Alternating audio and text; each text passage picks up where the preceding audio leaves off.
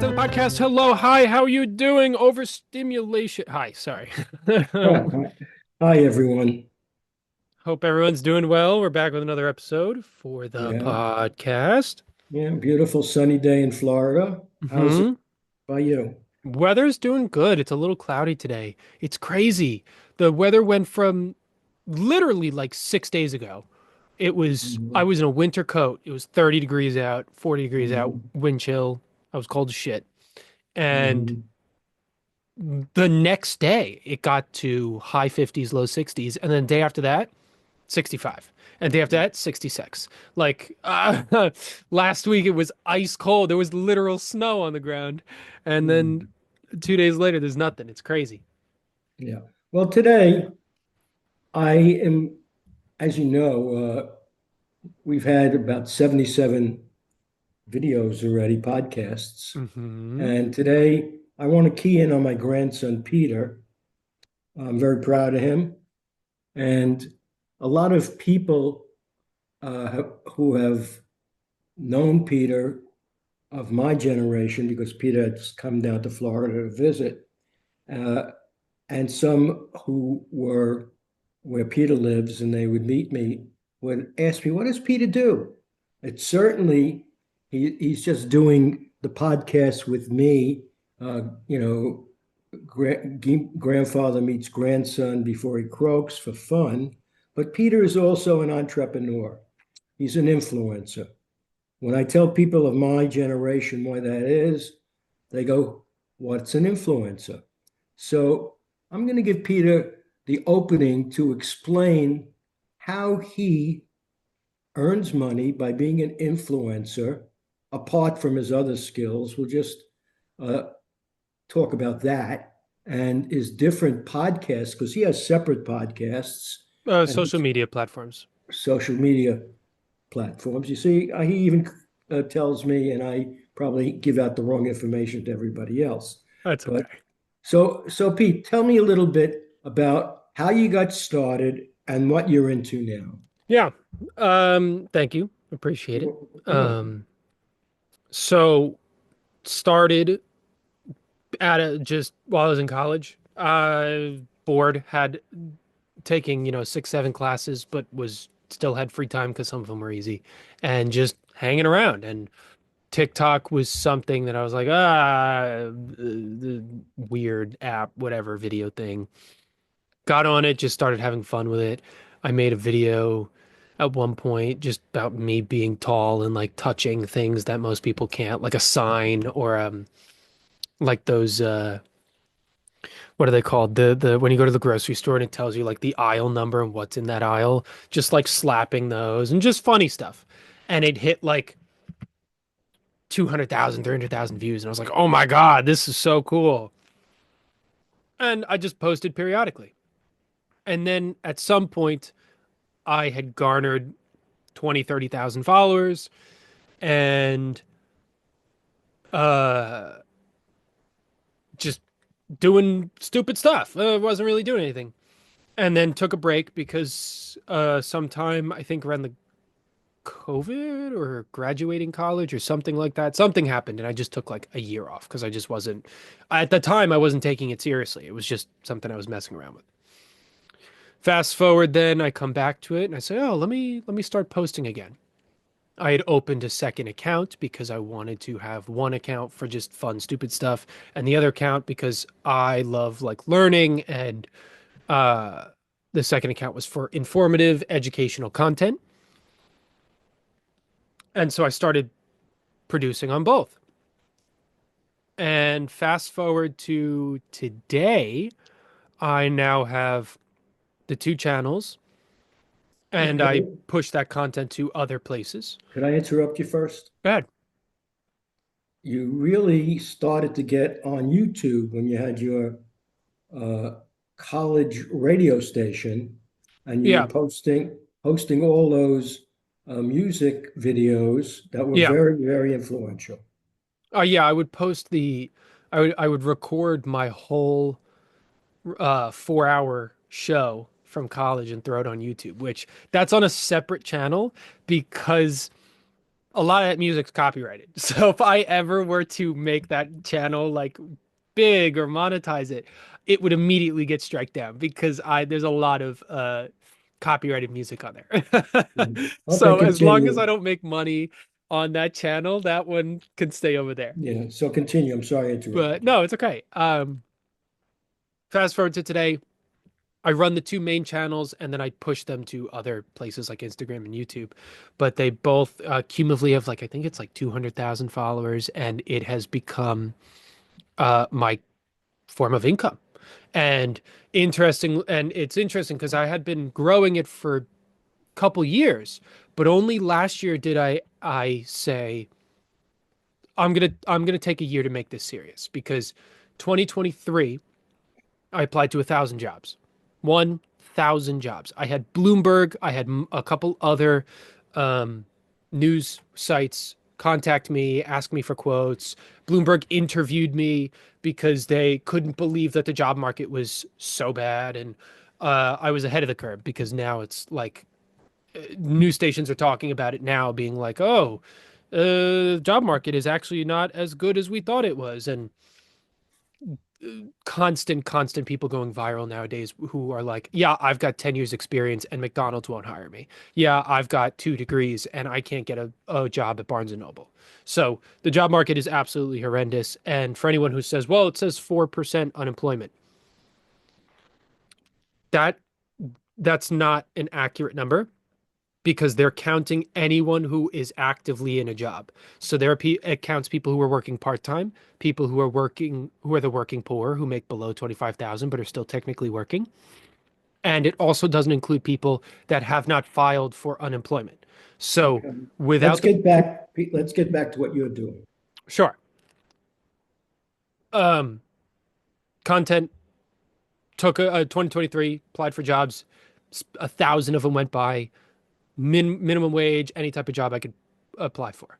Went in person, shook hands, got pushed away, got told apply online. End of the year came. I said, screw it.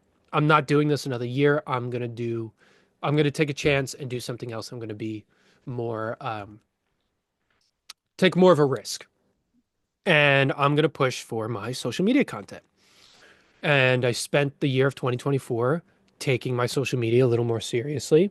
In the process, working other places, right? I worked part-time at this one place. I worked for a audio company, right? Doing things to keep myself going, but worked on my social media. By the end of 2024, started to actually make some money. Nothing crazy. We're not talking tens of thousands of dollars here yet, but uh not just like 5, $10, good money.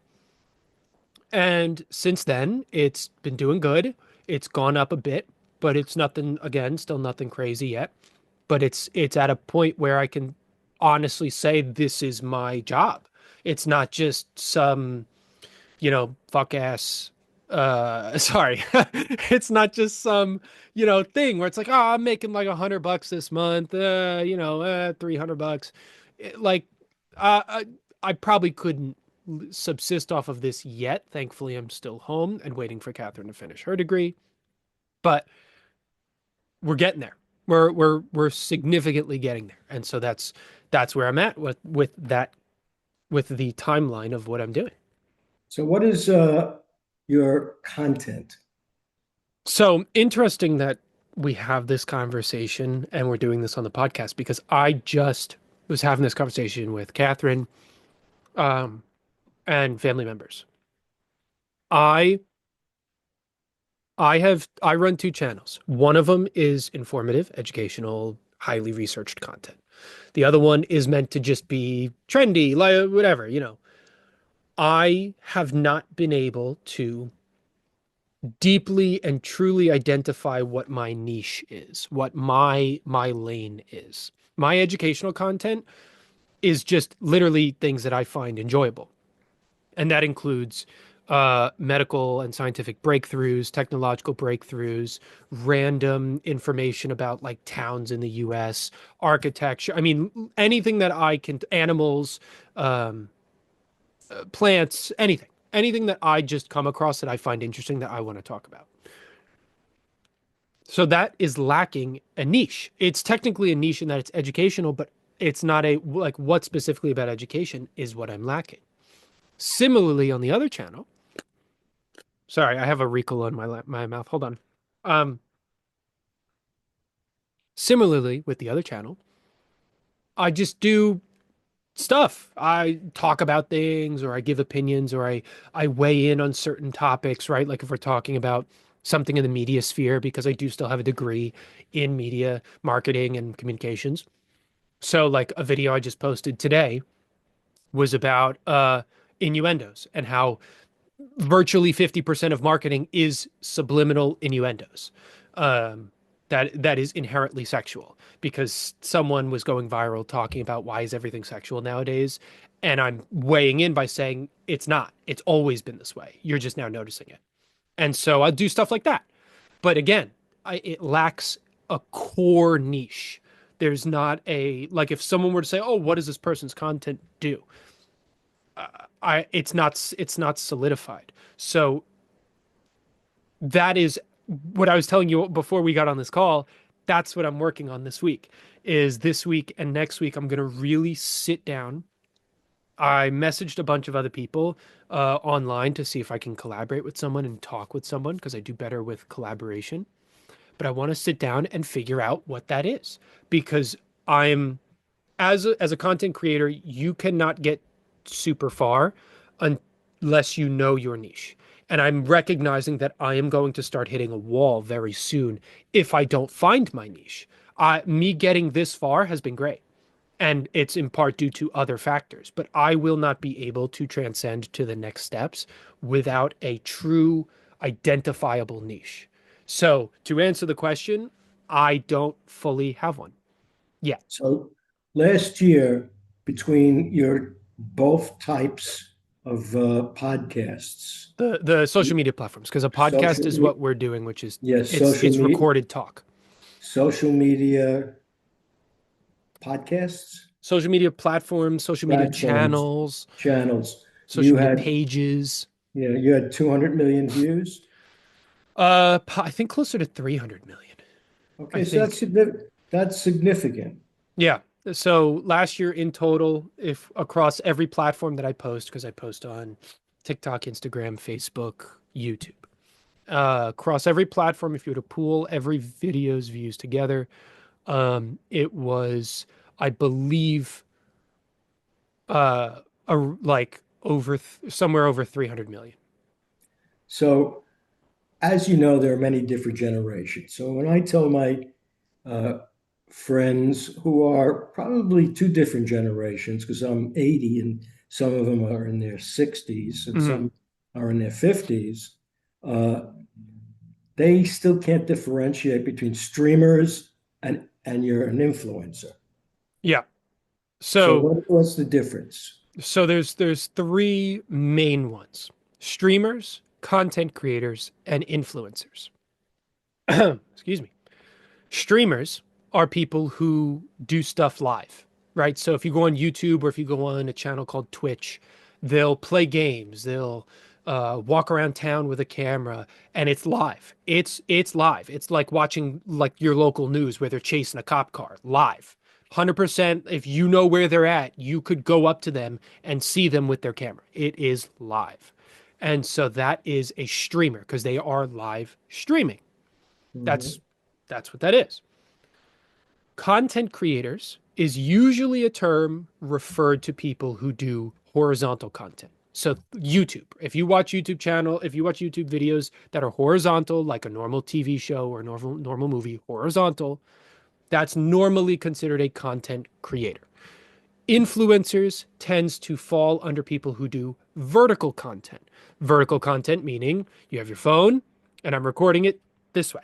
Or if you're not watching, it's just your phone instead of turning it sideways. So I would be considered an influencer because I don't make long form horizontal content, longer form, I should say, because like almost all my videos are 15 seconds to a couple minutes, while content creators will make YouTube videos that are 10 minutes, 20 minutes, an hour, 45 minutes, right?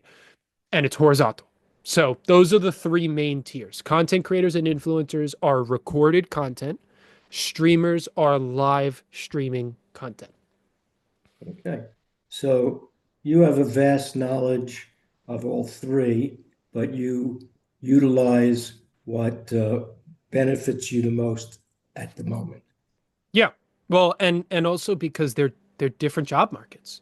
Yeah. It's like it's like being a part of a news station, and there's the news anchor, the researchers behind the camera, the camera guy, and the other workers there. Just because you work at the news station doesn't mean that the jobs translate. Live streaming, is closer to something like a normal 9 to 5, in that you have to clock in every day and you can't leave. Like you gotta do your job. Versus YouTube or influencing has sort of hours at will, in that like I can record 30 videos if I want. Like I wouldn't do that, but like I could record 30 videos and then parse them out over the next 2 weeks. And then I don't technically have to work for 2 weeks, technically. It's not fully true. There's other aspects to social media and influencing that you have to do, but my hours are different. I don't always have to show up every single day. If I want to do 12-hour days for Mondays and Tuesdays so that I can have Wednesday, Thursday, Friday, Saturday, Sunday off, sometimes some people can do that. Okay. So the hours are a little different. If people want to explore your content, how do they see it? You find it on the informative educational content is on YouTube with Peter's Brain Folds, one word, and it's because the idea is, as the pause, stuttering. When you learn new things, you get folds in your brain. And so Peter's brain folds, it's as I learn these things and I get more folds in my brain, I'm sharing them with you. That's the idea behind that title. So you can find me on TikTok and on YouTube with that name, Peter's Brain Folds. What Uh, else? and then the other channel, which is just anything and random stuff, that's also on TikTok, but that's on Instagram as well and Facebook. Um, that you probably just look up my name realistically. Like realistically, if you just Google my name, they'll all probably come up. And what is your name? Peter Zezas, Zezas. So like if you, because it's most of my channels are tied to my name. It's not a lot. Some people will just tie their names to it. Other people will come up with pseudonyms or whatever so that they can still use their names. My name's tied to it. So it doesn't matter. But yeah, if you just Google my name, you'll probably find everything there. Okay. Now, in addition to this, uh, you've also done some modeling. I've done modeling, I've done acting, and I've done voiceover work. Aside from like normal work, right? Like I worked for an audio company last year for 6 months, trying to be a marketing advertiser for them. Um, they're fine. They were good for the most part. They're fine. Um, And but how you and doing with the acting? I know you were in a movie, but not in a movie. yeah, I was background for Happy Gilmore too. Okay. That was fun. It was really fun to be on a massive set, a multi-million-dollar set like that. It was really cool. And I got really lucky because it was pretty close to where I was. So I didn't have to get up at like 3 in the morning and hop on a bus and travel to the location and get home at 10, like 11 o'clock at night and wake up and do it again. It was pretty close, which was nice. It was very rare, very, very rare. But yeah, it was cool. Got to see Adam Sandler, got to see a bunch of other actors who were part of that film. Hopefully I'm in it.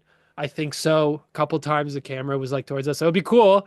But yeah, as for acting in general, I'm not at a point with my social media where I can sort of command influence and get indoors that normally take a lot more effort. Not that I necessarily want to, um, because I I originally and still do want to do acting, voice acting and normal acting. Social media is something that came about because it just happened to, and I'm happy to continue doing it because I have fun with it. But it's originally wasn't the goal. And so the goal is still to be an actor, and I want to be I want to do a good job. I don't want to get there by any means and then end up blowing a career that could have been good if I just put more work in or if I'd done a little better in taking the right avenues rather than trying to skip the line. Yeah, but you Because had some experience at a younger age doing local theater. yeah, but that's musical theater. That's a little different. I did musical theater for a year or two, and that stage acting is much different than film acting. Stage acting, you have to learn your lines, a full 2 hour play or a 2 hour musical, and you are performing to a theater. So you have to be a lot bigger so that the back of the audience can see you. So you can sing, I used to. I haven't sang in a while. but you don't dance.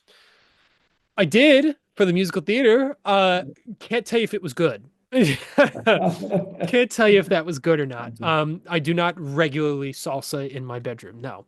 Uh, but yeah, I do. I have had a bunch of different things that I've done. Musical theater was what I started with. I think that's what started the acting was that. And then from there, went to school, did communications and film, acted in some stuff in college, exited college, did a year at an acting school in New York, and then applied to 1,000 jobs and then took social media seriously. And now we're here. And now I'm using social media as a form of income while I still apply for voiceover and acting gigs. And you're Um, also a techie yeah, because you built your own computer. that's true. It's that's what I'm using this on right now. I'm using the Yeah. here, wait, hold on. I think I can. Oh no, it's not gonna show it because we've got a thing set up. Anyways, yeah, I built my own PC. I do tend to be more technical in that aspect, which makes sense because I run an informative channel that tends to be more analytical and more technical at times. Um, yeah, but yeah, I think. Oh yeah, go ahead. Sorry. I didn't say anything. No, I thought you were gonna say something.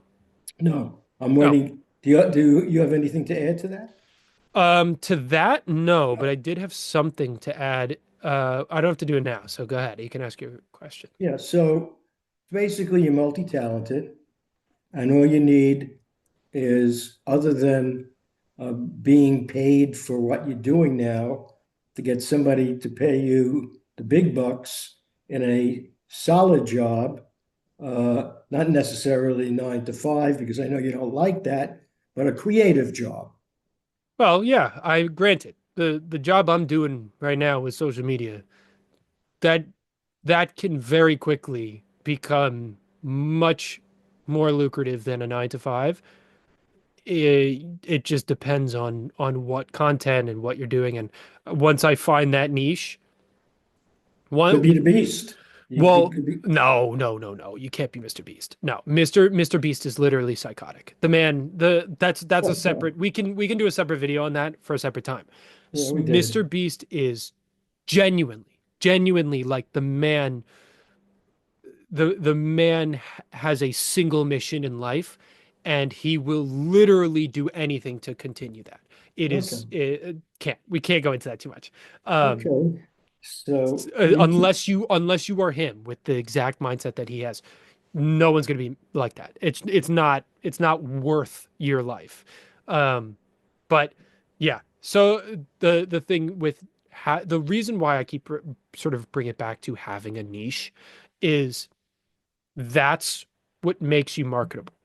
That's what makes you the money. That's what gets brand deals and sponsorships. yeah. Because if a shoe company is partnering with someone who plays video games, they make no money because the audience is there for video games. They're not outside playing sports. They're inside playing video games and watching you play video games. So if Mhm. they were to spend a couple grand on this person to promote their shoes, it's not going to go anywhere. They're not going to get a lot of click-throughs, which the click-through rate would be bad, meaning they're Mhm. going to the link and buying shoes.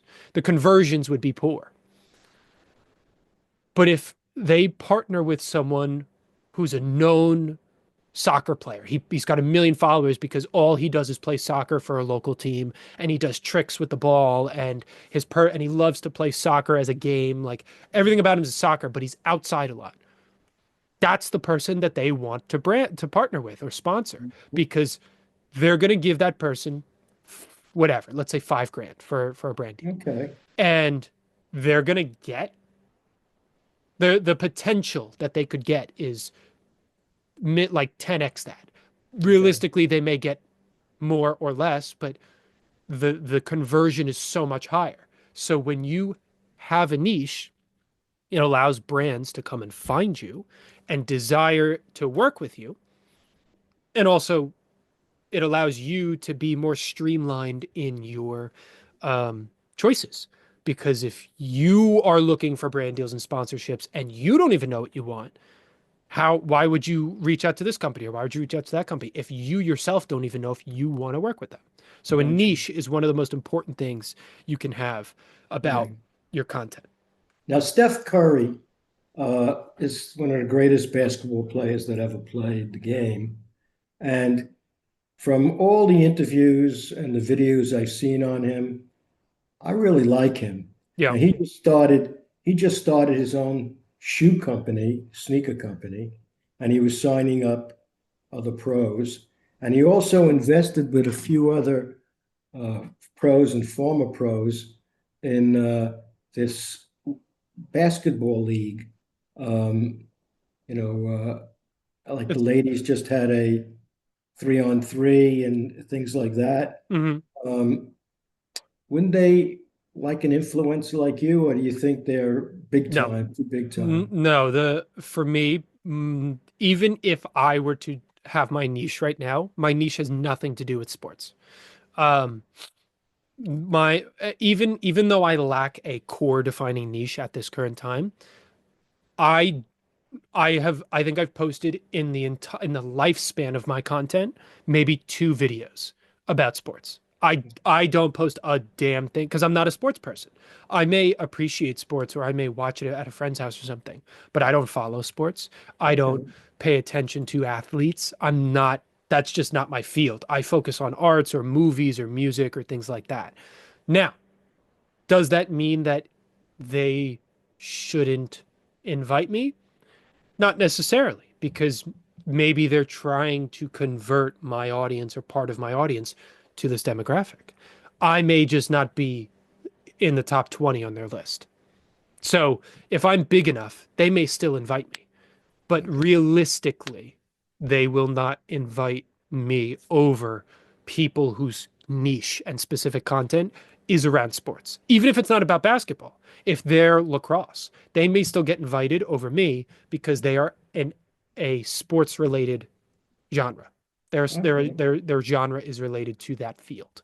Yeah. Well, needless to say, uh, I'm very proud of you. Thank I'm you. also proud of you because of the patience that you have taken with your grandfather, me.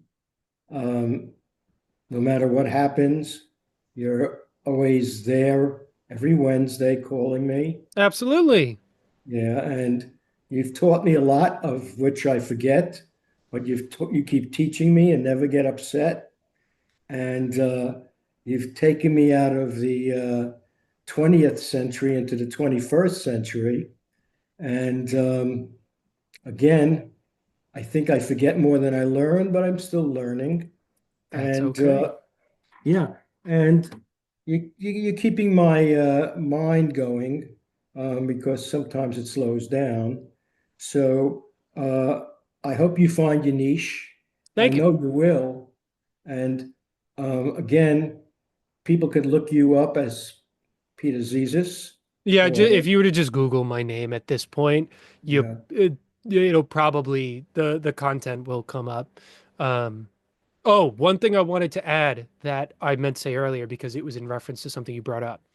You said a lot of your friends don't understand the difference between streaming content influencers and content creators. Something that's also important to recognize. You hear the word 300 million views, right? And people are like, "Oh my God, how did you get 300 million? Like, why are you not if you can get 300 million views, Why aren't you like a multimillionaire? It doesn't work like that, unfortunately. I would love for it to be that way.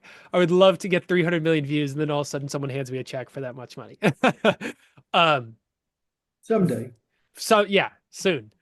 Um, Views are important, and views are one aspect of social media. So you being able to get 300 million views is fantastic. But what if you get 300 million views, that's cool. But if it's over one video, or if it's only over two videos out of a full year, that means nothing.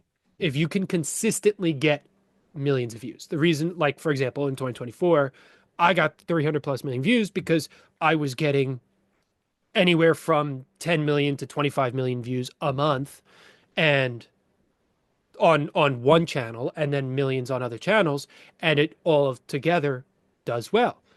So, but even then, the views are not everything. Following is important, likes, comments, and shares, and also your ability to engage with the audience and have returning members.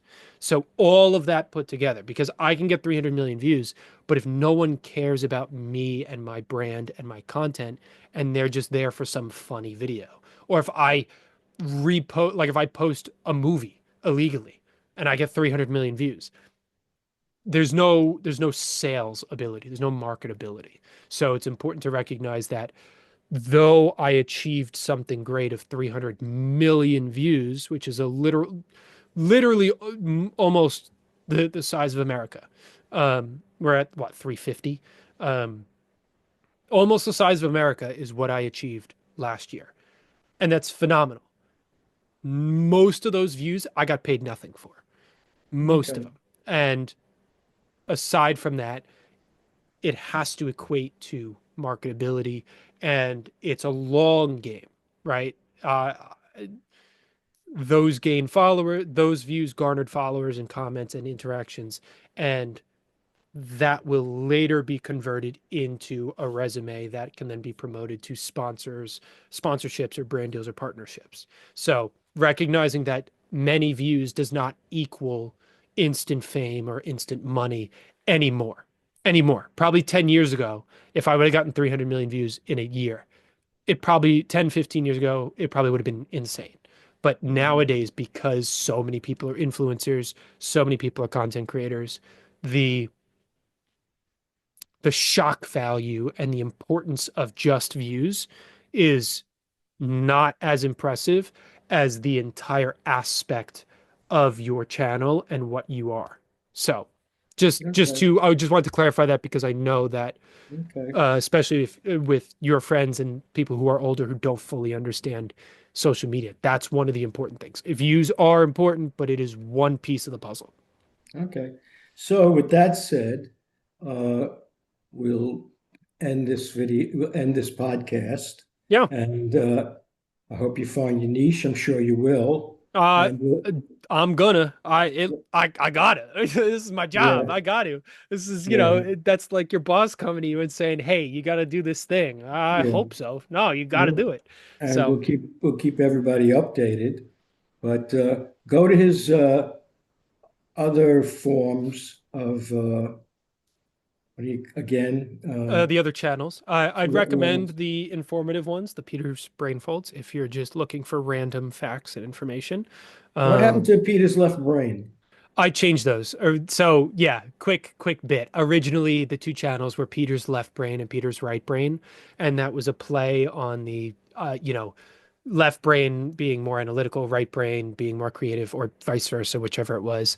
That's not a factual thing for anyone who's curious. There's no such thing as a left and right brain, like left being more whatever. Like your brain just works the way it is if you're more analytical. It's not a side.